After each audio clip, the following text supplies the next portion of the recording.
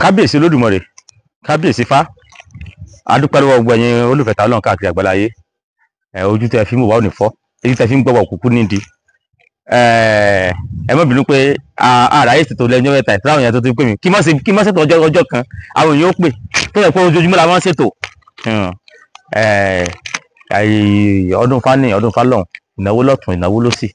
ló fà á tó fi dàbẹ́ ni pé ètò owó tẹ̀lé ra wọn bíi ti tẹ́lẹ̀ mọ́. Wọn ò sì lè wọ́n wá sí wàá lè pè wá sí ọdún Fá àbí kó wá sọ́dún ṣẹ̀ṣe káwá là lọ tọ́jú ìmọ̀ pé n ta gbé dání nìyẹn. So gbogbo ẹ̀yin olólùfẹ́ wa ẹ dákun ẹ má bínú sí wa.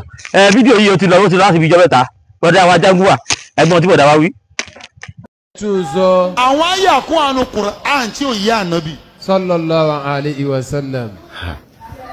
ṣé àwọn sàbẹ̀ lè wáyé. àbọ̀dẹ̀ máa yá ọmọ mẹ́rẹ̀ẹ̀rin wọ́n lè yí àwa. ṣé ẹgbọ́n tó wí ó ní nínú Kùránì tí wọ́n ní Muhammadu ló gba Kùránì wá olóògbà wa o Muhammadu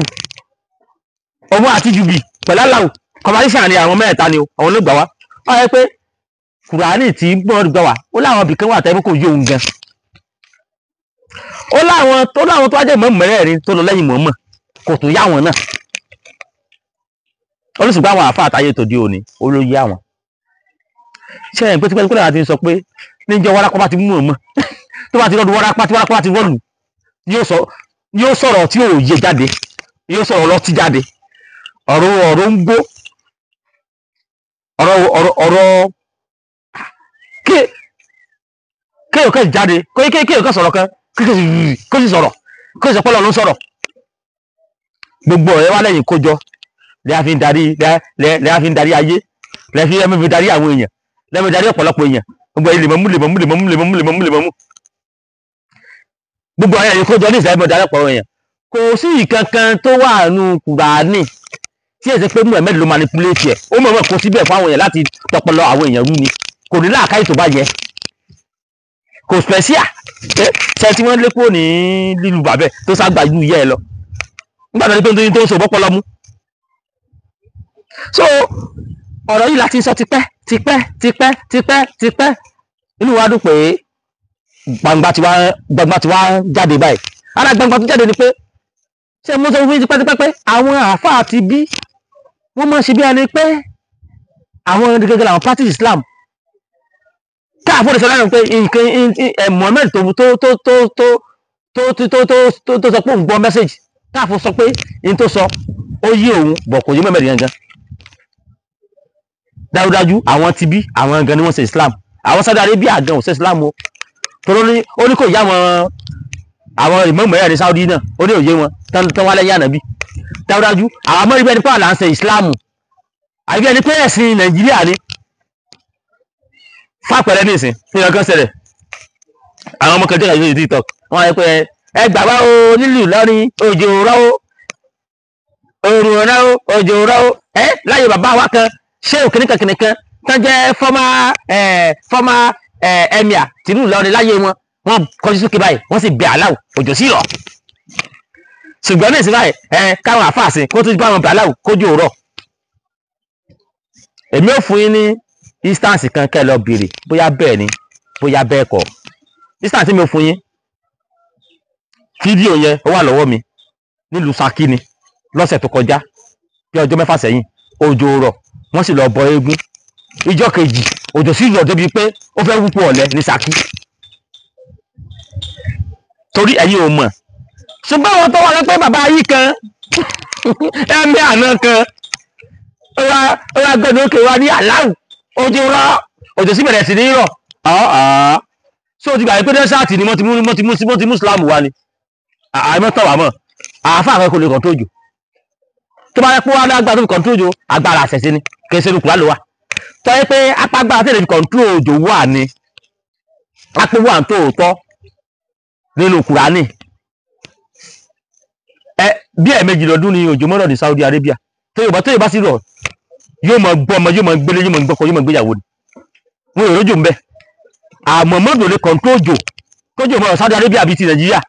ká mọ ní àsìkò òjò ká mọ lásìkò ẹ̀rùn káwọn náà kí òjò mọ̀ ọ̀rọ̀ káwọn náà lè gbé nǹkan Mohammed rí kò kàn tó jò ẹ̀yin àfa àti bí wàá ti múra Islam ju Mohammed lọ yìí mọ̀ kàn tó jò àbí ẹ̀yin ti mọ̀ ju orí nǹkan lọ àmọ́ mọ̀ nǹkan tó lé lọ ní ẹ̀yin lè kàn tó jò Mohammed sì lè kàn tó jò àyè bẹ́ẹ̀ kọ́ ẹ̀yin náà lẹ máa ń gbèrú ẹ̀yin lẹ gbèrú ẹ ti gbé lérí ju oní nǹkan lọ àwọn kan náà sọ pé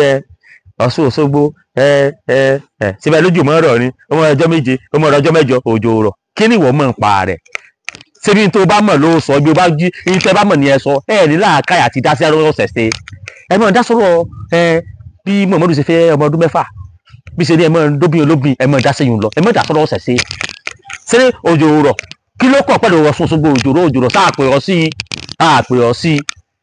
òjò rọ̀ àwọn òsì rómi bù àràgbòbù ẹ̀yìn kúrẹ́ abẹ́ mo ti wá bọ́ àgbo tí mo bu lọlé tí mo rọ bí 12 tí mo rọ àgbo bí 50 litre lọlé tá à ń dá sómi wẹ̀ tá à fi fọ́nlé tá à mú bẹ̀ ẹ̀yìn kúrẹ́ bàbá àti ẹ̀ mo ti wá bù àbí kí lẹ́sẹ̀sì òjò tó fẹ́ràn yẹ fẹ́sẹ̀sì òjò fẹ́ràn yẹ fún mi òjò rọ àṣìlágbòbù nínú wa lómi ti wá ìtọ́dí Muhammadu ní olóòtọ̀ sínú Ọ̀ṣun Òṣogbo tá a fi rómi bù àbí torí pé iṣẹ́ tó jò tó fẹ́ràn bá ṣe gan ẹ̀ mọ́ ṣùgbọ́n tó bá wá sí di omi Ọ̀ṣun jọ yẹn tó bá sí di omi Ọ̀ṣun Òṣogbo jọ yẹn ó mọ̀ pé omi pọ̀ débi pé kí ogun àgbáyé ó dé díẹ̀ fún òun lè bomi Ọ̀ṣun Òṣogbo gbẹ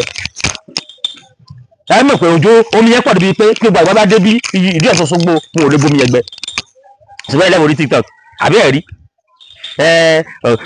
òjò rọ̀ ìkànnì bóyá gbá ti fagbáya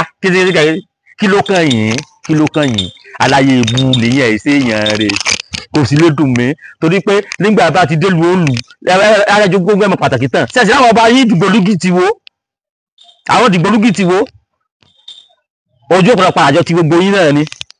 ojú òpàdàjọ ti gbogbo yín ni àwọn dìgbòlúgì ti wo yẹn tẹ́tẹ́tẹ́ kúra yín jọ tẹ́jọ́ ń bàṣẹ ṣe yín lójú jẹ́ tẹ́jọ́ ń bàṣẹ ṣe lójú jẹ́ ẹ̀ ń bá yàrá yín lójú jẹ́ ni ojú òpàdàjọ ti gbogbo yín ni ìsìláàmù yín tẹ́jú kò tí náà lójú ti ń tì àáfà ara yín náà ni wọ́n ń tàṣì ara yín pé gbogbo àwọn tí understand kí ní ẹ̀jú Muhammed lọ kò sí àtẹ̀yẹ understand jù lọ náà arapa understand ẹ̀ ju Muhammed lọ náà ló fi mọ́ jẹ́ pé gbogbo òfin tí Saudi ṣe mọ́ lẹ́yìn ṣe understand ẹ̀ ju understand Quran ju Muhammed lọ ní Saudi gan ṣé wọ́n fọmọ ọdún mẹ́fà gan Saudi ẹ̀yìn sì sọ nínú pé ọmọdún tọmọ bá ti yọ lórí ọrùn mú kọmọdé kúgbò lórí gbogbo àwọn òfin tí wọ́n sí Saudi mọ́ ẹ̀yin ti understand ju wọ́n lọ understand Kùránì ju wọ́n lọ ṣé understand Kùránì ju wọ́n lọ ní ẹ̀yin kí tiẹ̀ lè sọ understand Kùránì ju wọ́n lọ ní tọ́mọ bá Saudi bá ti sòfin ẹ̀yin Nàìjíríà mọ́ parẹ́ ní bàbá wa kan sọ wípé ọba Saudi tó wà bẹ́ẹ̀ ní ìsìn ó kàn bá Islam jẹ fáwọn ni ṣe pẹ́ ti understand Kùránì ju wọ́n lọ báyìí ó ti dàbà ẹ tó bomi láàmú tó lóun régún lọ́rọ̀ yìí ẹ tó bomi láàmú tó lóun régún lọ́rọ̀ yìí ẹ táwọn ará Saudi náà sùúrù sí ṣé ẹ mọ̀ pé ní Saudi ní ìsìnbáyìí ó gbúdọ̀ pẹ̀lú òfò kan lórí àgbàdùn gáà ó gbúdọ̀ ládùn àlá ẹ̀wọ̀n ló ti jókòó Saudi ló búkú ní ẹ̀ǹpẹ̀ ńgbà òjà ẹ̀ǹgbẹ́ sípò lórí búkú kúrú ẹ̀fín ti sọ́kù àlá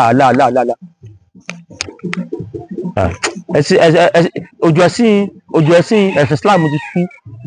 yóò rọ̀ bí ó rọ̀ àfà tí ó rọ̀ èmi ọ̀dọ́ ọ̀pọ̀ tó bá ráyé sọ ní ọkọ̀ ráyé sọ ní pé ẹ sọ̀rọ̀ Islam yín báyìí Muhammadu yín ṣe rí bó ṣe bàjẹ́ tó bí Muhammadu yín bó ṣe tẹ́ pé yín táláwò yín táwọn àtàlà òjò deliberate ló mọ́ gbé jáde tó wọ́n àtàlà òjò mọ́ deliberate ọ̀rọ̀ kó tó gbé jáde tó dáa pé wọn àtàlà àwọn òjò deliberate ọ̀rọ̀ mọ́ sí ó kàn gbé jáde ni ó ti dàbà ẹsẹ̀ wá sí lórí ẹ̀sìn yín ẹ mọ̀ tàdọ́dọ̀ wa jẹ́ta ìtàdọ́dọ̀ wa gbogbo àwọn ẹ̀mí àyín tẹ ni wọ́n fẹ́ mọ́ fàájò tẹ́ mọ́ fi ọ̀rọ̀ ní Kùránì fàájò gbogbo yín ìjọmọ kóbò yín dì sí ẹlẹ́gbàdùn ni. ẹ káàárọ̀ ẹ káàsán gbogbo ibi tẹ́ bá ti ń gbọ́ ohùn mi o orúkọ tèmi ni Ọmọ́wùnmí láti iléeṣẹ́ Renix àwa yìí náà là ń ṣe oògùn ìbílẹ̀ tó ń ṣara lóore tí a ti polówó sí àtẹ̀yìnwá a tún wá gbé nǹkan míì wá láti iléeṣẹ́ wa wàá pè ní Renix Connect a ti ń ṣe tipẹ́ tẹ́ pé àwọn èèyàn ti ń jàǹfààní ẹ̀ tipẹ́ so a tún wá ní ká gbé sí ayélujára kí àwọn èèyàn púpọ̀ kan lè jẹ àǹfààní ẹ̀ so orúkọ ẹ̀ ni à ń pè ní Renix Connect fáwọn tí wọ́n bá ń wá olólùfẹ́ tó bá ń wá olólùfẹ́ àbí ẹni wọ́n wáyàn kúnra tó ń jọ máa gbé ní ìrẹ́pọ̀ títí di ọjọ́ alẹ́. So ní iléeṣẹ́ Renix Connect ìpele 4 òun ni a pín sí. Àwọn packages ta ní ọ̀nà 4 ni ó wà. Àkọ́kọ́ òun là ń pè ní premium, a dẹ̀ tún lè pè ní platinum. Ìkejì òun là ń pè ní gold package. Ìkẹta silver, and the last one is the companionship. For those of you seeking for love, long-time relationship that will lead to marriage, we have it. You can contact us at Renix Connect for this thing. So the first one, which is the premium or platinum. So àǹfààní yẹturu ó wà nínú àwọn ìpele yìí. Ẹni tó bá lọ fún premium, àwọn nǹkan tó máa jẹ́ ńbẹ̀ ó pọ̀ yanturu. Àkọ́kọ́ bẹ́ẹ̀ ni pé ẹni tí ó bá ń wá ìwé ìgbélùú, bóyá bí a rí olólùfẹ́ kan tí ó níwèé ìgbélùú, ó wá rí partner tí ó nífẹ̀ẹ́ tẹ́pẹ́ ó dẹ̀ níwèé ìgbélùú tó pọ́n wá ìwé ìgbélùú, ó máa rí ẹni tó bá mú premium, àǹfààní yẹn wà fún. Àǹfààní mi tó tún wà ńbẹ̀ ni pé ẹni tí bóyá a ní bí event tó ń lọ lọ́wọ́ ní anywhere, so ẹni tí ó bá wà ní premium package yìí tàdẹ̀ tún pè ní platinum, ó máa ní àǹfààní àti lọ sí gbogbo àwọn event bí a ní àwọn kan tó ń ṣe wedding àbí àwọn olólùfẹ́ tó ti so wọ́n pọ̀ tí wọ́n wá fẹ́ ṣe ayẹyẹ, so ẹni tó bá wà ní premium ó ní àǹfààní àti lọ sí ibẹ̀. So the second package òun là ń pè ní gold. Àwọn àǹfààní tí ẹni tí premium yìí jẹ òun náà ni gold máa ń jẹ, ṣùgbọ́n a máa ṣe ìwáfin òfin tó ìyẹn ní background, because àwọn ọmọlúàbí àwọn èèyàn dáadáa òun la máa ń kó sí àwọn packages wa. So a dẹ̀ máa ṣe ìwádìí òfin tó ká tó lè gba èèyàn sí iléeṣẹ́ Renix Connect láti lè bá wọn wá olólùfẹ́. So àwọn àǹfààní tí àwọn tó bá wà ní premium bá jẹ òun náà ni àwọn gold máa jẹ. So nǹkan tàdẹ̀ máa ń mú ní kókó ní iléeṣẹ́ wa ni pé gbogbo privacy, gbogbo anything nípa tàwọn customer wa a máa ń keep ẹ̀. Our privacy is very very high. We have a very high privacy. We cannot link any of our customer privacy on social media. So their privacy is very high. So the next one is the silver. Ìpele kẹta òun là ń pè ní silver. So àwọn òun náà ní àwọn àǹfààní tí ó wà nínú ẹ̀